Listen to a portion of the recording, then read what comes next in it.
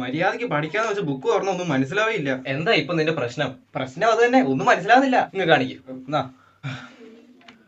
ഇത് സിമ്പിൾ അല്ലേ? എന്നാ പറഞ്ഞ ഞാനൊരു ഉദാഹരണം പറഞ്ഞുതരാം. ഇപ്പൊ നീ ഒരു TDM കളിക്കുമെന്ന് വിചാരിക്കാം.